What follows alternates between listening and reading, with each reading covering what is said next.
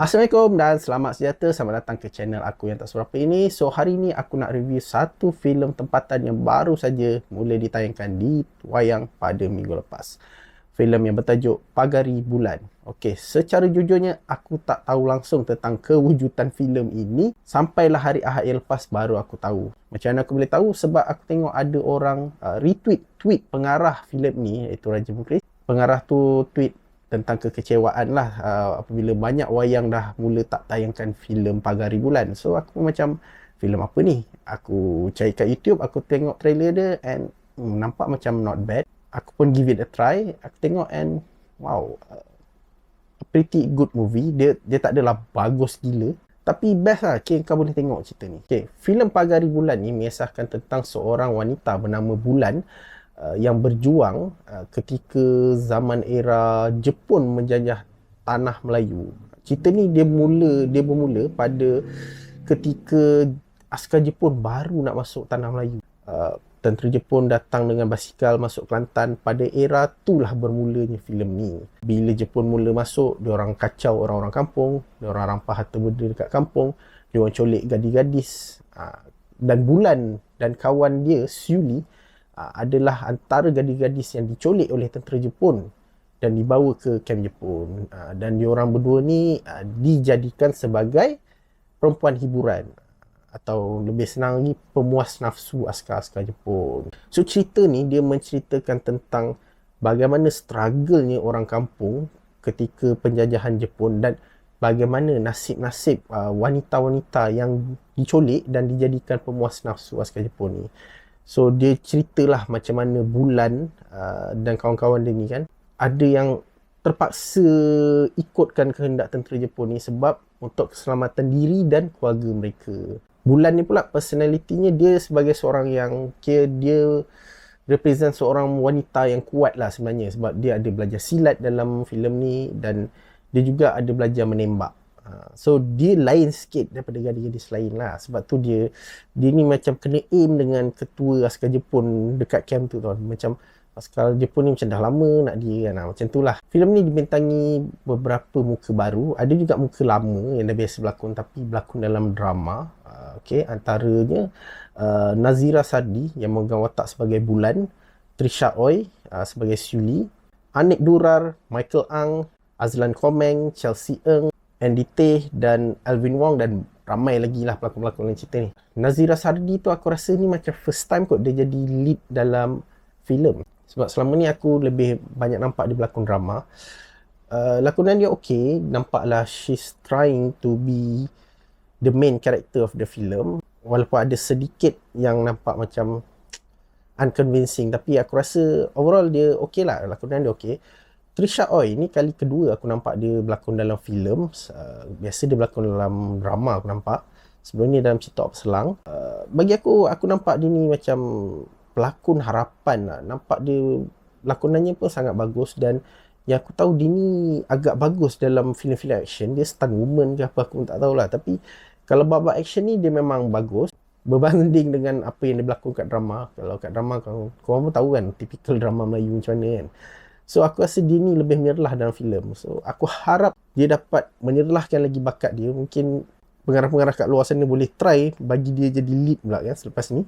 Bagi aku susun atur cerita ni dari segi plot, skrip, mudah difahami, dan sinematografi dia pun nampak cun. Walaupun bajet filem ni aku rasa tak berapa besar lah, tapi dia dapatlah menggambarkan suasana kampung ketika Perang Dunia Kedua. Dia punya macam location tu tak banyak sangat tau tempat yang digunakan selain daripada kem askar tentera Jepun, tepi pantai, rumah Bulan, kedai Michael Ang.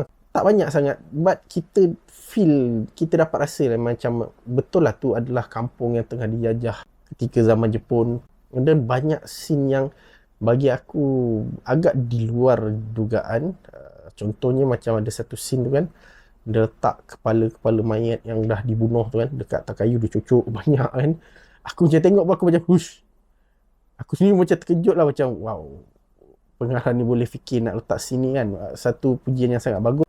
Dan juga ada satu scene di mana masa tu ada satu askar Jepun tu ditikam oleh bulan di bahagian kemaluannya. Senak babe rasa masa tu. Pace untuk filem ni agak ada time dia macam slow sikit, dia macam slow burn sikit. Tapi bagi aku it's okay sebab walaupun pace cerita ni lambat, tapi dia carefully craft lah.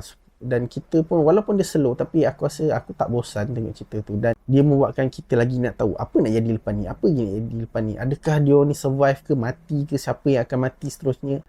Benda yang aku tak berapa suka dalam cerita ni pula adalah cerita ni setup dia kat Kelantan. So dia cakap dalam dialek Kelantan. Aku tak ada masalah pun kau nak cakap dialek Kelantan sebab bawah tu ada subtitle, boleh je aku nak faham kan apa cakap. Cuma ada sesetengah pelakon tu lah memang nampak lah dia kantoi kan bila bercakap bab dialek Kelantan tu, memang tak kena lah terutamanya Michael Ang. Tapi bagi aku tu isu yang kecil lah. Aku tak rasa benda tu mengganggu sangat lah. Dan ada benda yang tak konsisten dalam skrip filem ni. Contoh, pada permulaan filem ni, Bulan ni cakap lah pada Suli kan. Dia cakap, kalau kampung kita kena attack, aku selamat. Tapi kau tak sebab kau lembek. Bulan ni, karakter dia seorang perempuan yang kuat, boleh bersilat. Tapi masa askar Jepun serang, tiba-tiba Suli ni pandai pula melawan. So aku macam tak berfaham apa maksud dia yang dia cakap Suli ni lembek kan. Kalau Suli ni sendiri pun boleh lawan, boleh bergaduh dengan askar Jepun kan. Okay, untuk fighting scene pula agak mengecewakan sikit sebab nampak fighting scene tu nampak sangat lakonan dia tak nampak smooth. Kalau dia smooth lagi mungkin akan nampak lebih cantik. Okay, satu lagi benda aku tak suka pasal filem ni, benda ni aku rasa agak kacau agak lah. Ending cerita ni. Cerita ni macam tengah climax, tiba-tiba ending dia macam felt so flat. Cerita dia macam sangat-sangat rushing untuk dihabiskan. The third act tu memang agak mengecewakan aku. Tapi selepas aku tengok, aku buat research, aku ada baca dekat berita harian online kot. Pengarah tu sendiri, Raja Muklis, mengatakan yang ending cerita ni terpaksa diubah sebab LPF potong ending tu. Okay, ending cerita tu sebenarnya kalau ikutkan kan, aku nak cerita ke tak, nanti takut spoil pula. Tapi kalau ikut ending dalam filem memang sangat-sangat lain lah.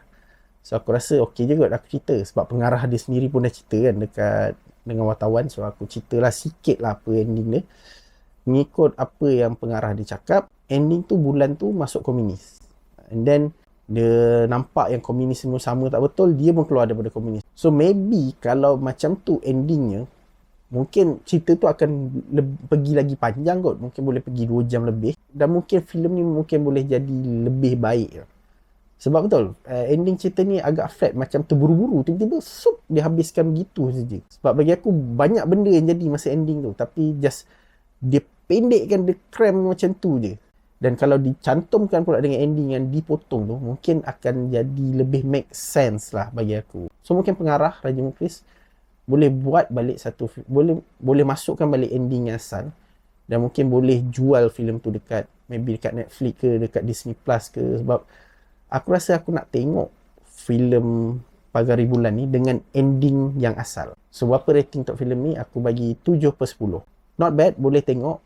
Dan macam aku cakap, mungkin sebab ending yang diubah tu menyebabkan aku bagi rating macam ni. Mungkin kalau ending dia lebih baik, macam apa yang Raja Muklis tu cakap, mungkin aku boleh bagi rating yang lebih bagus. Tapi overall, still cerita ni kau boleh tengok, kau boleh layan. Cerita ni memang penuh emosi. Oh ya, aku mau tanya-tanya, kenapa filem macam ni tak ditayangkan pada bulan kemerdekaan? Aku rasa kalau dia ditayangkan pada bulan kemerdekaan dengan promosi yang lebih baik, aku rasa mungkin filem ni akan dapat sambutan yang lebih baik daripada sekarang. Kau bayangkan masa aku tengok dalam wayang tu, ada 4 orang yang tengok cerita ni. Sedih betul. Okey, sampai sini saja review aku kali ni. Kita jumpa lagi lain kali. Jangan lupa like, komen, share dan yang penting sekali subscribe pada channel aku. Assalamualaikum.